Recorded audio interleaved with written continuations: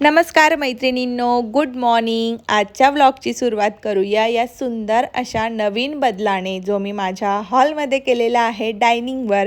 तर नेहमीच मी वेगवेगळे चेंजेस हे करत असते. आज माझ्या डोक्यात आलं काहीतरी अजून नवीन करूयात, तर आजच्या व्लॉगमध्ये हेच यापासून मी स्टार्ट केलेलं आहे. तर नेहमीप्रमाणे हे कासव वगैरे मी गुलाबाच्या पाकळ्यांनी फुलांनी सजवून ठेवते. TV युनिटवर हे असतं, तुम्हीही तुमच्या घरी हॉलमध्ये नक्कीच ठेवा. त्यानंतर सुंदर असं हे डायनिंगवर मनी प्लांट रंगीबेरंगी गुलाबांनी छान असं मी सजवलेलं आहे. ही वुडन प्लेट ॲमेझॉनवरून घेतलेली आहे आणि हे जे काचेचे तुम्हाला वेजेस दिसत आहेत हे सुद्धा ॲमेझॉनवरून मी घेतलेले आहेत. 7चा सेट होता, 3 फुटले, आता माझ्याकडे फक्त 4 राहिलेले आहेत. तर सुंदर वाटत होतं, खूप छान दिसत होतं, छान पॉझिटिव्हिटी येते. तिथे मी धूप लावलेला, काहीतरी नवीन आणि पॉझिटिव्ह वाटावं यासाठी. तर छान असं हे डायनिंगवर सजवून ठेवलं. मन अगदी प्रसन्न होतं या छोट्या छोट्या बदलांनी. मला तर खूप आनंद मिळतो. तुम्हीही हे ट्राय करा, तुम्हालाही आनंद मिळेल. आपल्या घरात छोटे छोटे का होईना बदल 8-8 दिवसात करून पहा, जेणेकरून तुम्हालाही तुमच्या आयुष्यात काहीतरी रोज सकाळी उठल्यावर नवीन दिसेल, नवीन बदल दिसेल. तर आज मला संपूर्ण देवघर आवरायला घ्यायचं आहे आणि डीप क्लिनिंग मी केलेली आहे. तर सगळ्यात आधी आता खूप दिवसांपासून रेड कलरचं जे आसन आहे देवांना, मी ते टाकलेलं नव्हतं. जे मी सुरुवातीला सगळ्यात आधी फक्त रेड कलर वापरायचे, नंतर मला कळत गेलं की सगळे कलर देवांच्या आसनाला चालतात. सो मग मी हे सगळे वापरायला सुरुवात केली, वेगवेगळे कलर्स. तर हे आसन सेट करायला मला हे अशा टाईपचा जो चमचा आहे आपला भाताचा उलथणी टाईपचा जो चमचा आहे तो मला लागतो आणि त्याने मी हे आसन जे आहे ते अगदी परफेक्ट सेट करून घेते, जेणेकरून कुठेही चुण्या वगैरे राहणार नाही आणि अगदी परफेक्टली ते सगळं असं व्यवस्थित दिसेल.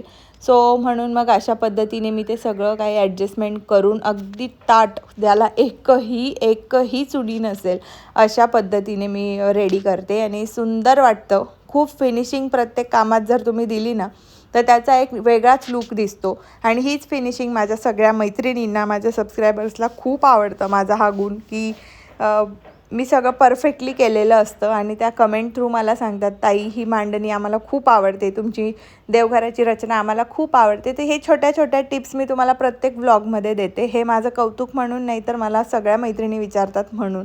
तर अशा पद्धतीने आज मी ब्लॅक ड्रेस घातलेला आहे, इग्नोर करा. क्लिनिंग करताना तो घातलेला, कारण मी सकाळी अंशूला सोडायला जाते स्कूलला वगैरे. सो त्यामुळे सकाळचा जो होता त्यावरच मी सगळं क्लिनिंग वगैरे केलं. नंतर पूजेला मी ड्रेस चेंज केलेला आहे.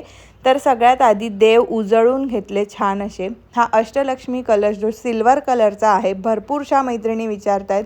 लिंक तुम्हाला डिस्क्रिप्शनमध्ये दिलेली असेल, तुम्ही लिंक थ्रू व्हिजिट करू शकतात. खूप छान क्वालिटी आहे.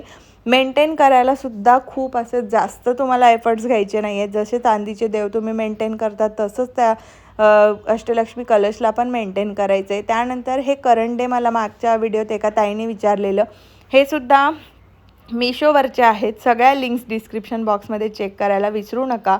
आणि इकडे हे पितळी भांडे मी अशा पद्धतीने छान असे क्लीन करून ठेवलेत. आज पूर्ण डीप क्लिनिंग केलेलं आहे. सगळेच देव मी काढून सगळं मंदिर जे आहे संपूर्ण मी महिन्याभरात का होईना एकदा क्लीन करत असते. तर अशा पद्धतीने क्लिनिंग वगैरे झालं, आसन झालं टाकून. आता हे स्वामींचं आसन आहे, याचीसुद्धा लिंक डिस्क्रिप्शनमध्ये असेल. हे पण मिशोवरून घेतलेलं आहे.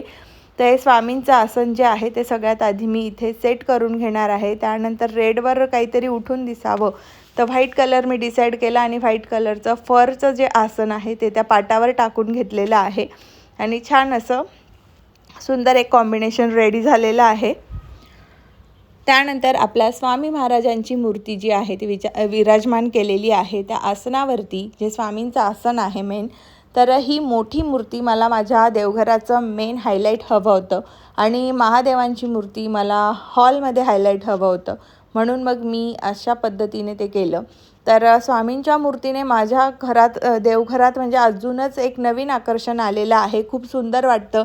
येणाऱ्या जाणाऱ्या नवीन लोकांनासुद्धा असं पाय पडल्याशिवाय कोणी पुढे जातच नाही. आल्या आल्या हॉलमध्ये हे सगळं दिसतं, तर खूप छान आणि प्रसन्न वाटतं. त्यानंतर विठ्ठल रुक्मिणीची ही जी मूर्ती आहे मी एका लोकल शॉपमधून घेतली आहे. मला खूप आवड होती की विठ्ठल रुक्मिणीची मूर्ती, आणि ती ही छोटी नको होती मला चांदीमध्ये, मला अशी मोठी ठळकच हवी होती. तर जी मी आषाढी एकादशीला छान तिची पूजा वगैरे करू शकते, सजावट करू शकते, मांडणी करू शकते असं. आता स्वामींची मूर्ती पुन्हा एकदा मला कुठे कुठे वाटलं की डाग आहेत, सो ती क्लीन करून घेतलेली आहे छान. आणि त्यानंतर मग सगळ्या वरच्या पायरीची जी मांडणी आहे, अष्टलक्ष्मी कळस जो मी कुलदैवतचा कळस म्हणून मांडलेला असतो, तर तो कळस मी इथे ठेवणार आहे. त्यासाठी छान असं हे छोटंसं पाट आहे, त्यावर एक आसन ठेवलेलं आहे. त्यानंतर कुलदैवत जे आहे आमचं, कुलदेवी जी आहे आमची तुळजाभवानी माता, त्यांच्यासाठी हे वेगळं एक आसन आहे. याचीसुद्धा लिंक डिस्क्रिप्शन बॉक्समध्ये देईल. तर हे सगळे जे देव आहेत, मेन मला जे मोठ्या मूर्त्या आहेत त्या वरच्या पायरीवर मी ठेवलेल्या आहेत. आणि माझ्या देवघरात 5 पायऱ्या आहेत, त्यातल्या 4 मी वापरते. तर त्यानंतर अष्टलक्ष्मी फ्रेम आहे माझ्याकडे, तर ती फ्रेमसुद्धा मी ठेवलेली आहे. मध्ये श्रीयंत्र आहे आणि 8 लक्ष्मीचे फोटोज आहेत तिथे. त्यानंतर आमचं ग्रामदैवत जे आहे बिजासनी माता, त्यांचा फोटो आहे, तो पण ठेवलेला आहे. आणि त्यानंतर मग आमचं कुलदैवत जे आहे खंडेराव महाराज, तर खंडेरावाचे जे टाक आहेत माझ्याकडे ते मी खालच्या पायरीवर ठेवते. तर अशी देवघराची स्टेप बाय स्टेप मांडणी माझी आहे. ही मांडणी स्वामींच्या केंद्रानुसार नाही आहे, ही माझ्या मनानुसार केलेली मांडणी आहे आणि मला हीच मांडणी आवडते. आणि असं जे माझ्या मनाप्रमाणे असलं तर ते मला करायला पण आवडतं, बघायला आवडतं आणि एक वेगळाच आनंद असतो आपल्या पद्धतीने. तर मी फारसे खूप असे नियम जे आहेत ते लागू करत नाही देवघरात स्पेशली. तर भरपूर अशा मैत्रिणींना वाटेल की ही मांडणी केंद्रानुसार नाही वगैरे असं, तर ही माझ्या मनानुसार आहे. ते तुम्हाला आधीच सांगते, जे मला बघायला आवडतं ते मी करते. सो अशा पद्धतीने छान अशी मांडणी केलेली आहे.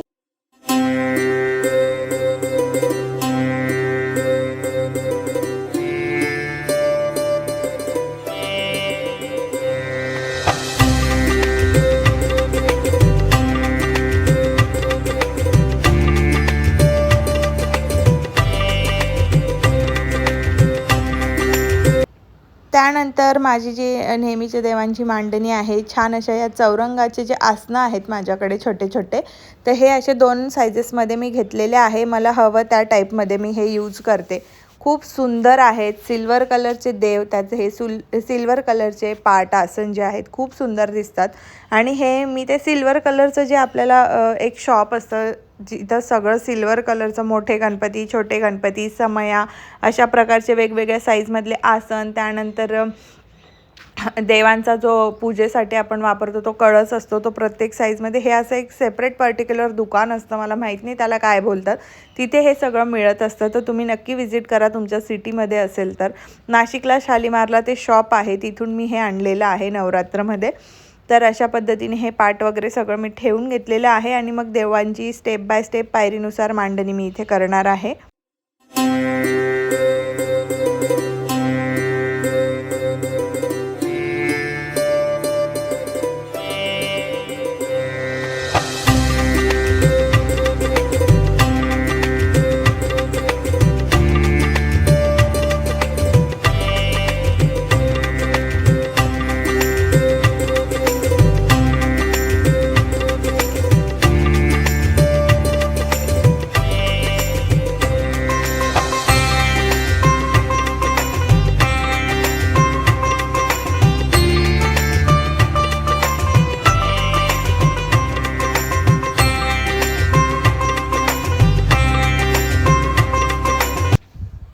त्यानंतर सुंदर असे हे रेड कलरचे डायमंडचे आसन मी नवीन शोधून काढलेले आहेत.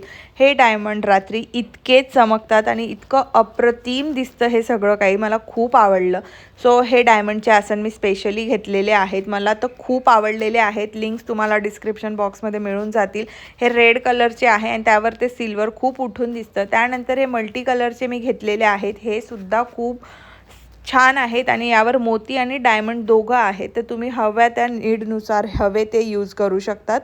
त्यानंतर मग अशा पद्धतीने मी बेसिक मांडणी जी आहे ती केलेली आहे. त्यानंतर हे आसन मी कसे ठेवते ते तुम्हाला दाखवते. हे एक रुद्रयंत्राचं आहे आसन आणि हे श्रीयंत्राचं आहे, तर त्यावर रेड कलरचे ठेवलेले आहेत.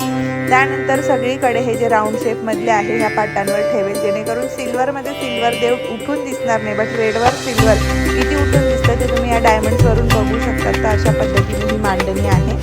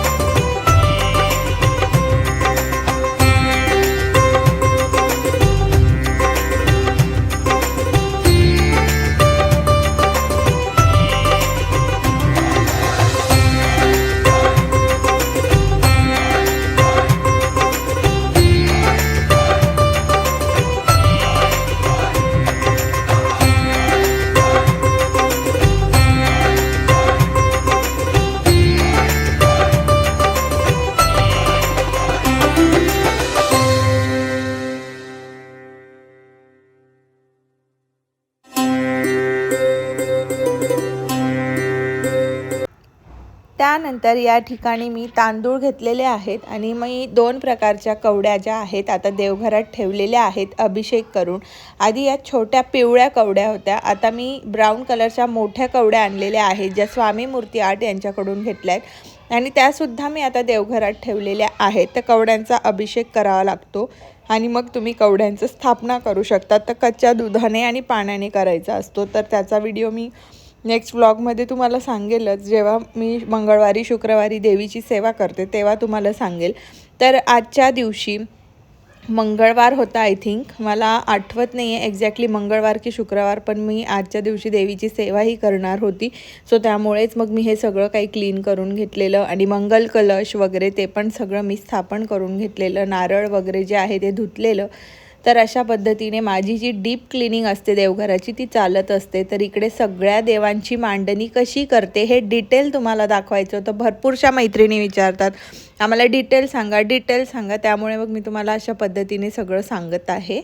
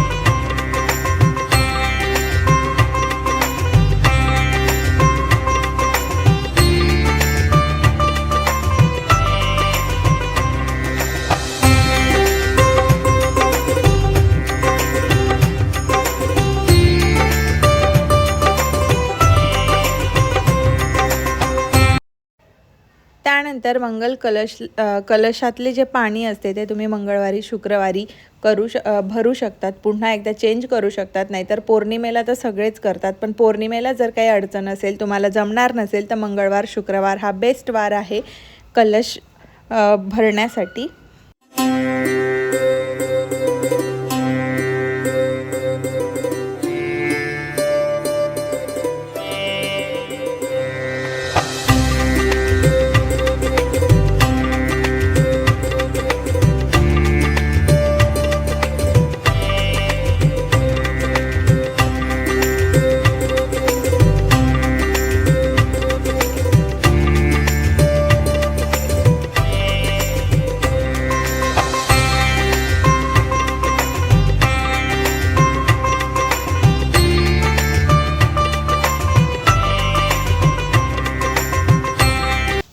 त्यानंतर मांडणी वगैरे मी सगळं केलं, पण देवांची पूजा, माझी जी मेन पूजा होती ती बाकी होती। तर तेव्हा मी ब्लॅक ड्रेस घातलेला सगळं आवरण्यासाठी, सो म्हणून मग नंतर ड्रेस चेंज केला आणि मग आता मी देवांच्या पूजेला सुरुवात केलेली आहे। तर सगळ्यात आधी गजरे अर्पण करणार आहे। आज आपण जो कुलस्वामिनीचा कळस भरलेला आहे त्याला गजऱ्यांनी छान सजवूया, कारण ते एक देवीचं रूपच असतं म्हणून। तर तुम्ही बघू शकतात किती सुंदर दिसते, अतिशय प्रसन्न वाटतं जेव्हा हा मंगल कलश जो आहे तो मी अशा पद्धतीने डेकोरेट करते गजरे वगैरे लावून, तर खूप छान वाटतं मला पर्सनली। जेव्हा मी फुलांची शॉपिंग करते ना तेव्हा वेगवेगळ्या प्रकारचे रंगांचे गुलाब आणि गजरा हे आणायला मला खूप आवडतं, अगदी मनापासून। म्हणजे मी ती शॉपिंग करते आणि खूप इंटरेस्टने। इथून माझ्या घरापासून पंचवटी इतकं जवळ नाही आहे, पण तरीसुद्धा माझं असतं की मी तिथे जाणार वीकली एकदा आणि पूर्ण आठवड्याभराचे फुलं तिथून आणणार, तर असं असतं। तर स्वामींना पण आज छान व्हाईट कलरचा ड्रेस घातलेला आहे, शॉल,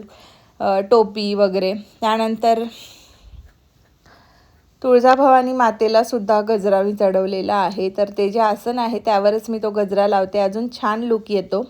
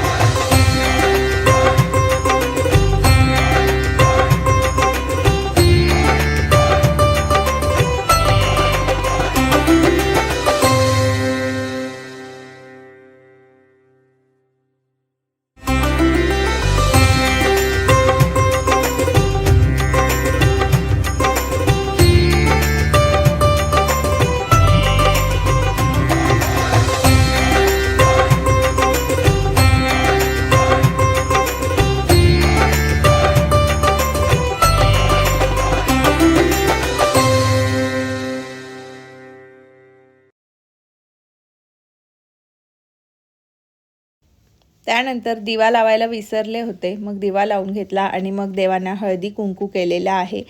तर हे जे ताट दिसतंय तुम्हाला पूजेचं, हे ॲमेझॉनवरून मी घेतलेलं आहे। जे डेली आपल्याला जेवढं साहित्य लागतं, हळदी कुंकू, धूप लावण्यासाठी एक जागा, एक अगरबत्तीसाठीचं स्टँड आणि दिवा, सो त्याच्यासाठी रेग्युलर वापरासाठी मी घेतलेलं।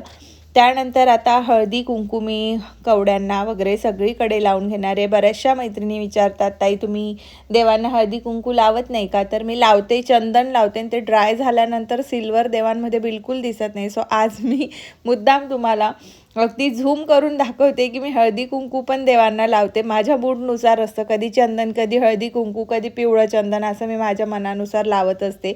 जे वाटेल ते, जे मनात आलं ते अतिशय निर्मळ मनाने देवांसाठी मी करत असते, कुठलेही रूल्स रेग्युलेशन्स न ठेवता।